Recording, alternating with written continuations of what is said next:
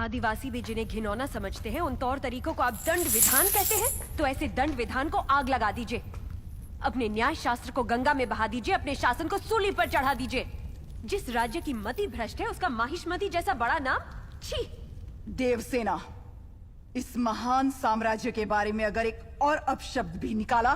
बड़ी बड़ी प्रतिमाओं और ऊंचे ऊंचे सिंहासनों से महान साम्राज्य नहीं बनता राजमाता, एक विशाल हृदय से बनता है।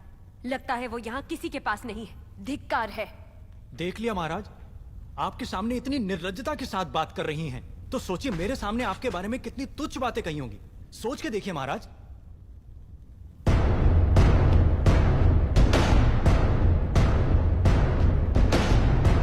बाहुबली, बाहुबली आ गए, बाहुबली।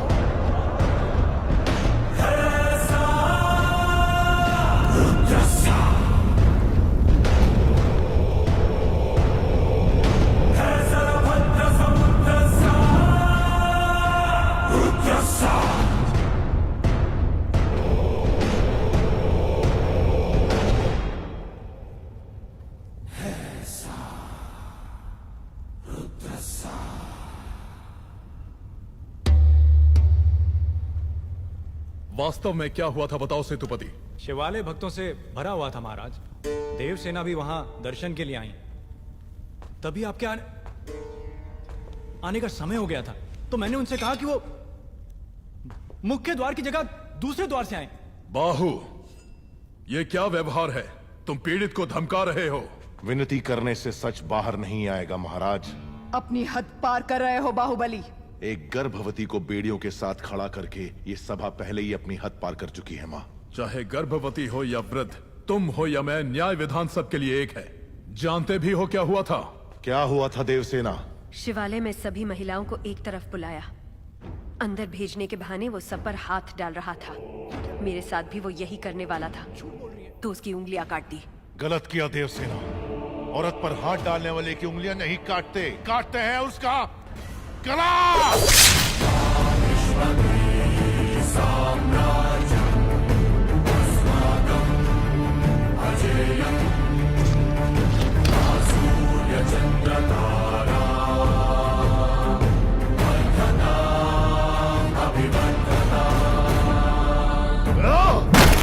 बाहुबली, ये दुस्साहस मेरी सभा में! झूठ बोला तभी सेतुपति के शब्द लड़खड़ा गए। निर्दोष है तभी देवसेना ने निडर होकर सब सच कह दिया। सेतुपति दोषी साबित हुआ, उसका सर कट गया। बाहुबली,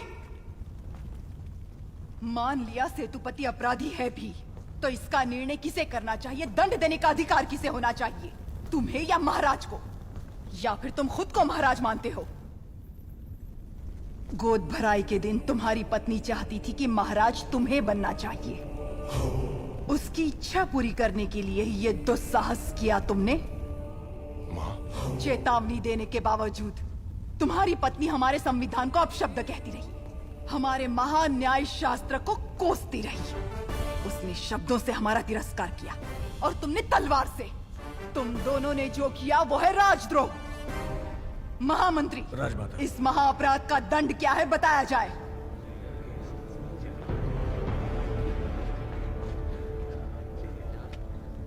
राजकुटुंब से यदि ऐसा अपराध होता है तो उन्हें राजमहल से सदा के लिए बहिष्कृत कर दिया जाए राजमाता। इस पर अमल किया जाए। तुम दोनों अभी, इसी क्षण, इसी स्थिति में ये राज प्रांगण छोड़कर निकल जाओ। एक ओर आपका विधान है, दूसरी ओर आपका सिखाया हुआ धर्म। इन दोनों के बीच जो संघर्ष है उसमें मेरी तलवार धर्म की ओर झुक रही है मां। पद छीन लिया जाए या बहिष्कार कर दिया जाए, माहिष्मती की सेवा के लिए, उसकी रक्षा के लिए मैं हमेशा तैयार रहूंगा। क्या कभी अंबर से